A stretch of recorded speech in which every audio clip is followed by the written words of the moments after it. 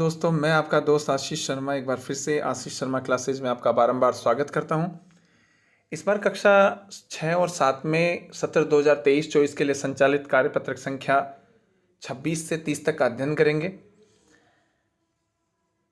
तो पहला प्रश्न है। प्रश्न स्टार्ट करने से पहले मैं आपको रिक्वेस्ट करना चाहता हूं कि अगर वीडियो आपको अच्छा लगे तो इसको लाइक कीजिए, शेयर कीजिए, कमेंट करके बताइए और सब्सक्राइब करना बिल्कुल भी ना भूलें और बेल आइकन को दबाएं ताकि आपको जो भी आने वाला लेटेस्ट वीडियो है वो आप तक तुरंत पहुंच जाए। चलिए स्टार्ट करते हैं वीडियो को। पहला प्रश्न है, सही विकल्प पर सही का चिन्ह लगाना है। रमा खाना बना रही है। तो देखिए इसमें काल जो है 3 प्रकार के होते हैं हिंदी में। मैं आपको पहले इसकी सामान्य जानकारी दे दूं। काल जो है उस हिंदी में होते हैं 3 प्रकार के। पहला होता है वर्तमान काल, दूसरा होता है भूतकाल और तीसरा होता है भविष्य काल। वर्तमान काल उसे कहते हैं जो वर्तमान में जो स्थिति है, जैसे जो चल रही है उसकी बात बताता है। भूतकाल में जो समय गुजर चुका है उसकी बात बताता है। भविष्य काल में वो बात बताई जाती है जो समय आने वाला है। तो देखते हैं, रमा खाना बना रही है। अब खाना बना रही है तो यहाँ पर कौन सा हो जाएगा, ये वर्तमान काल। इस प्रकार कुत्ता भौंक रहा था। अब लास्ट में जो है था, थी, थे ये शब्द आते हैं तो वो किसके सूचक होते हैं, भूतकाल के। तो इसमें हो जाएगा भूतकाल। इस प्रकार ख है, पक्षी आकाश में उड़ रहे हैं। अब उड़ रहे हैं अभी वर्तमान की स्थिति बता रहा है तो यहाँ पर वर्तमान काल हो जाएगा।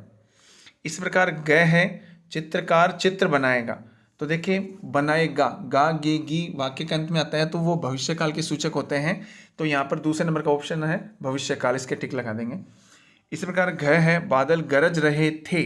जैसा कि ऊपर वाक्य में मैंने बताया था, थी, थे ये आते हैं तो ये भूतकाल के सूचक होते हैं। और अंत में तीसरा और नंबर का जो ऑप्शन है वो भूतकाल का सूचक हो जाए। भूतकाल के वाले ऑप्शन पे जो है वो डिब्बे में अपन टिक लगा देंगे। दूसरा प्रश्न है, दिए गए वाक्यों में क्रिया को रेखांकित करके उनका काल बताइए। वह सिनेमा गया, तो सिनेमा गया होगा तो ये भूतकाल का है। इसी प्रकार अंजू पढ़ रही हैं तो ये हो गया वर्तमान काल।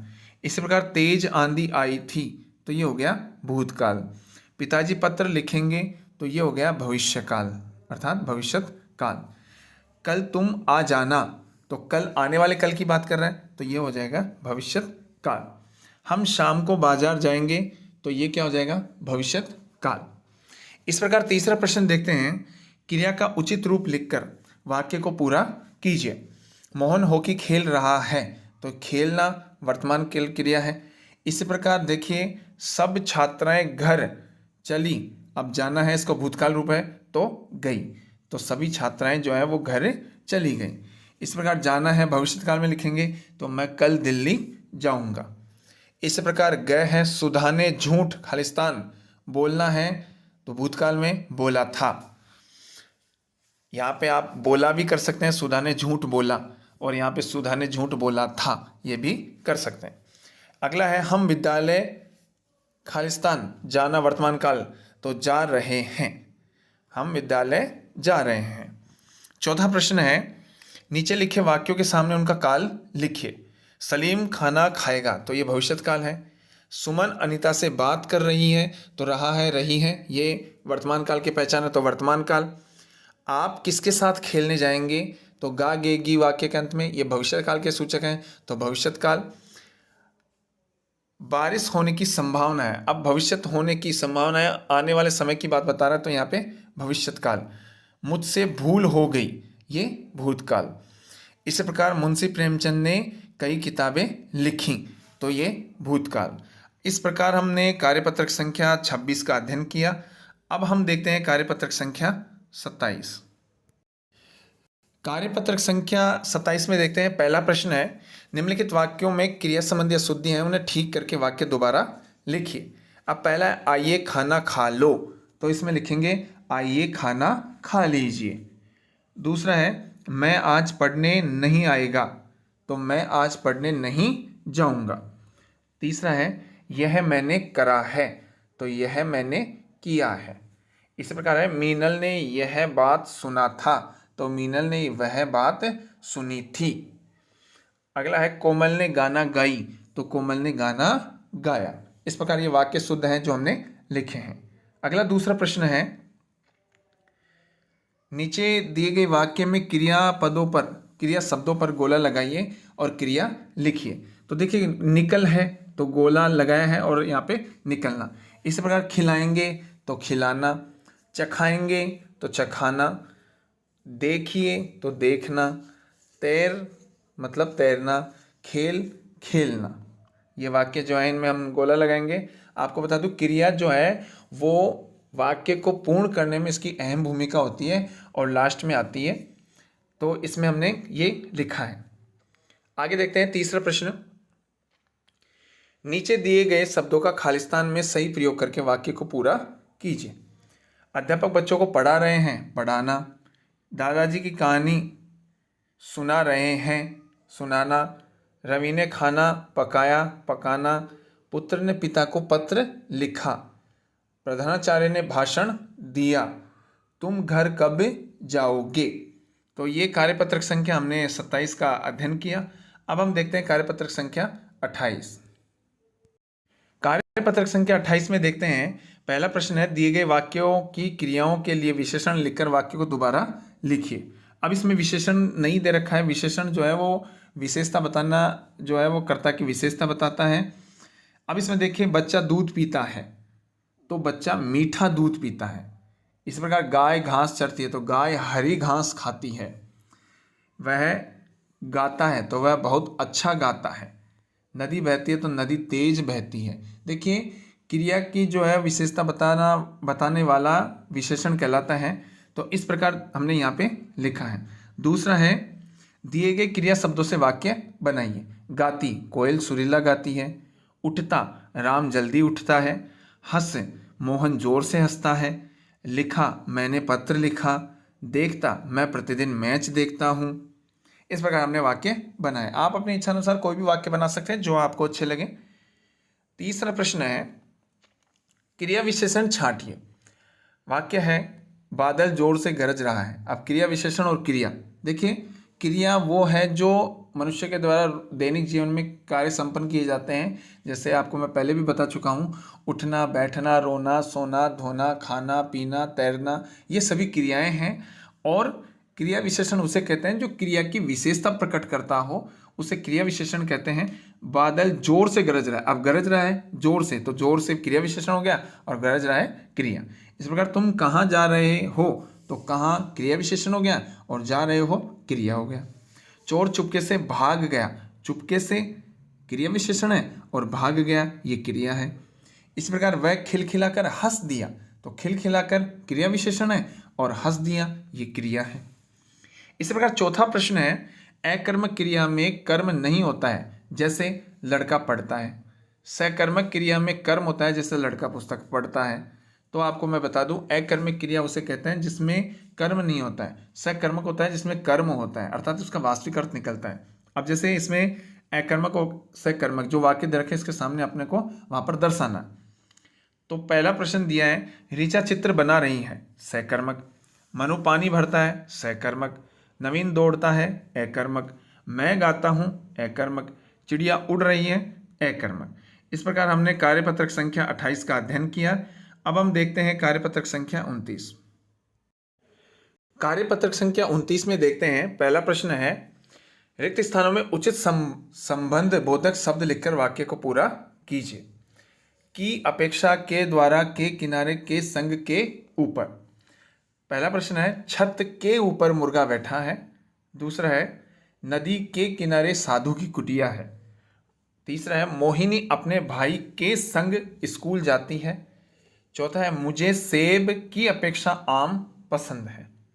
दूसरा है, दो वाक्यों को जोड़कर वाक्य बनाइए। देखिए, वह वीडियो को जो है वो आप अंत तक नहीं देखेंगे तब तक आपको समझ में नहीं आएगा। वीडियो अगर आपको अच्छा लगे तो लाइक ज़रूर कीजिए, कमेंट करके बताइए हमें वीडियो आपको कैसा लगा है, और सब्सक्राइब करना बिल्कुल भी ना भूलें। तो दूसरे नंबर का है, इसमें पहला प्रश्न है, साहिल थक गया था, वह सो गया है। अब इसको वाक्य को जोड़कर लिखना है, साहिल थक गया था इसलिए वह सो गया है। इस प्रकार यह हिंदी की पुस्तक है, मुझे यह पसंद है।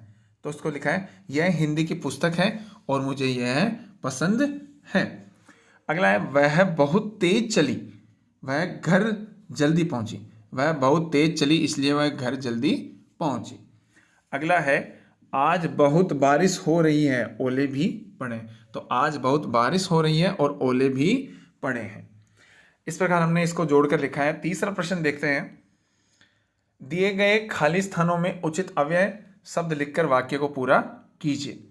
तो पहला प्रश्न है श्रुति के साथ नेहा पढ़ रही थी। परिश्रम से पढ़ाई करो ताकि सफलता परीक्षा में सफल हो सको। राम तो आया लेकिन श्याम नहीं आया। जब सर्दी पड़ती है तब गर्म कपड़े पहनते हैं। इस प्रकार चौथा प्रश्न देखते हैं। वाक्य में दिए गए संबंध बोधक शब्द छांटकर लिखिए।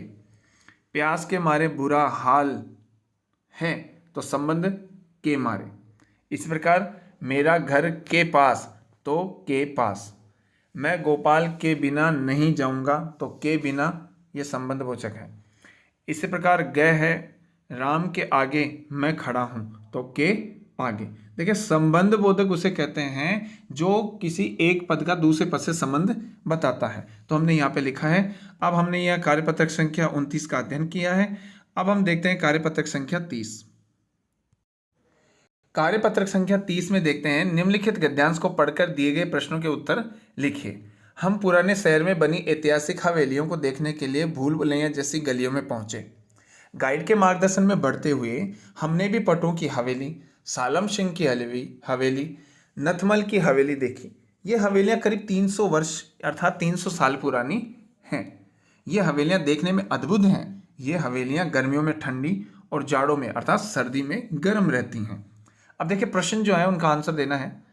गाइड का कार्य होता है तो गाइड का कार्य होता है मार्गदर्शन करना। जैसा कि आप देख पा रहे हैं स्क्रीन पर दूसरे नंबर का ऑप्शन है, उस पर हम टिक लगा देंगे। अगला प्रश्न है पुराने शहर की हवेलियां कितनी पुरानी थी। तो यहाँ पर हमने साफ साफ पढ़ा है, जैसा कि आप स्क्रीन पे भी देख पा रहे हैं। ये हवेलियां करीब कितने साल पुरानी थी, 300। तो यहाँ पर हम टिक लगा देंगे। अगला तीसरा प्रश्न है प्रमुख हवेलियों के नाम लिखिए। तो यहाँ हमने लिखा है पटवों की हवेली, शालम सिंह की हवेली, नथमल की हवेली आदि। इसी प्रकार चौथा प्रश्न है ऐसा क्यों होता है कि हवेलियां गर्मियों में ठंडी और जाड़ों में अर्थात सर्दियों में गर्म रहती हैं। जानकारी कर लिखिए। तो इसका कारण है हवेलियों की दीवारें जो है वो मोटी होने के कारण वो इंसुलेशन का कार्य करती हैं, जिससे बाहर की सर्दी या गर्मी का असर कम होता है। तो इसका जवाब ये हमने लिखा है। पांचवा प्रश्न है ऐतिहासिक शब्द का अर्थ बनाकर वाक्य में प्रयोग कीजिए।